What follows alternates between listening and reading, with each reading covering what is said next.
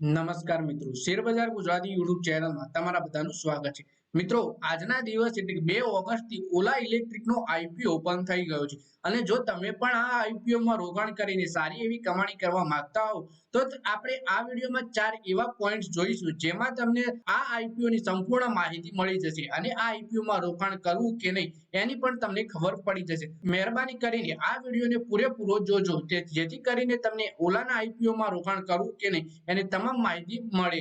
તો મિત્રો, આ આઈપીઓ વિશે આપણે સંપૂર્ણ માહિતી ડિટેલમાં જોઈએ। તો વાત કરીએ મિત્રો, 2 ઓગસ્ટથી ઓલા ઇલેક્ટ્રિક મોબિલિટી લિમિટેડનું ઇનિશિયલ પબ્લિક ઓફરિંગ ખુલવા જઈ રહ્યું છે। રોકાણકારો આ આઈપીઓમાં 6 ઓગસ્ટ સુધી બોલી લગાવી શકશે। કંપની આઈપીઓ દ્વારા લગભગ 6146 કરોડ રૂપિયા એકત્રિત કરવા માંગે છે। કંપનીએ આ આઈપીઓ માટે શેરની પ્રાઇસ બેન્ડ 72 રૂપિયાથી 76 રૂપિયા નક્કી કરી છે। ઓલા ઇલેક્ટ્રિક દેશની સૌથી પ્રમુખ ઇલેક્ટ્રિક વ્હીકલ કંપનીઓમાંથી એક છે। ઓલા પાસે આધુનિક ટેકનોલોજી અને પૂરતી મેન્યુફેક્ચરિંગ કેપેસિટી છે। કંપની ઓગસ્ટ 2021 થી અત્યાર સુધીમાં ઇલેક્ટ્રિક સ્કૂટર સેગમેન્ટમાં 7 પ્રોડક્ટ લોન્ચ કરી છે અને 4 નવી પ્રોડક્ટની જાહેરાત કરી છે। કંપનીએ ડિસેમ્બર 2021 માં પોતાના પ્રથમ ઇલેક્ટ્રિક ટુ વ્હીલર મોડલ ઓલા S1 Pro ની ડિલિવરી શરૂ કરી હતી। ત્યારબાદ ડિસેમ્બર 2022 માં ઓલા S1, ઓગસ્ટ 2023 માં ઓલા S1 Air અને ડિસેમ્બર 2030 માં ઓલા S1 X Plus ની ડિલિવરી શરૂ કરી હતી। કંપનીએ 2024 માં ઓલા S1 X અને ઓલા S1 X ની ડિલિવરી શરૂ કરી હતી। તો મિત્રો, આપણે આ ઓલાના આઈપીઓ નું એનાલિસિસ કરવાનું છે કે SOWOT એનાલિસિસ એક એવી ટેકનિક છે જેની મદદથી કંપનીની વિશેષતાઓ, નબળાઈઓ, તકો અને પડકારો વિશે જાણી શકાય છે। તેમાં S નો અર્થ છે સ્ટ્રેન્થ, W નો અર્થ વીકનેસ, O નો અર્થ છે ઓપોર્ચ્યુનિટી અને T નો અર્થ છે થ્રેટ એટલે કે જોખમ। તો આ આઈપીઓ વિશેની તમામ એનાલિસિસ આપણે જોઈએ। તો સૌથી પહેલા ઓલા ઇલેક્ટ્રિકની સ્ટ્રેન્થ વિશે વાત કરીએ તો દેશમાં ઇલેક્ટ્રિક ટુ વ્હીલરનું માર્કેટ સતત વધી રહ્યું છે અને ઓલા આ સેગમેન્ટની સૌથી મોટી કંપની છે તેમજ એક પ્યોર ઇલેક્ટ્રિક કંપની છે। કંપની તેના ફિલ્ડમાં સારો અનુભવ છે અને તેની પ્રોડક્ટ પણ ડાયવર્સિફાઈડ છે તેમજ કંપની પાસે આધુનિક અને મોટા મેન્યુફેક્ચરિંગ પ્લાન્ટ છે અને તેનું રિસર્ચ એન્ડ ડેવલપમેન્ટ એટલે કે R&D પર પણ ઘણું રોકાણ કર્યું છે।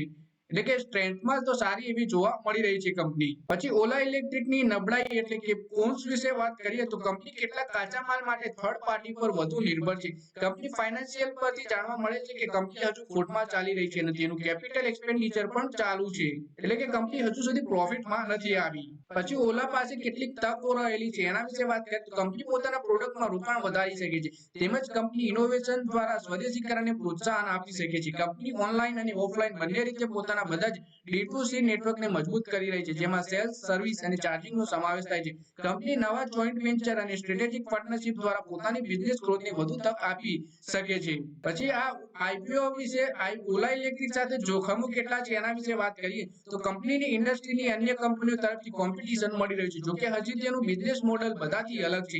કાચા માલની કિંમતોમાં અસ્થિરતાથી ઇલેક્ટ્રિક વ્હીકલનો ખર્ચ મોંઘો પડી શકે છે જેનાથી તેની સેલિંગ પર અસર પડી શકે છે અને સરકારે સબસિડી પણ આપવાની ઓછી કરી દીધી છે જેથી તેના શેર્સમાં પણ ઘટાડો જોવા મળી રહ્યો છે। પછી આઈપીઓના જીએમપી વિશે વાત કરીએ તો ગ્રે માર્કેટના સંકેતોની વાત કરીએ તો પહેલા જ દિવસે ઓલા ઇલેક્ટ્રિક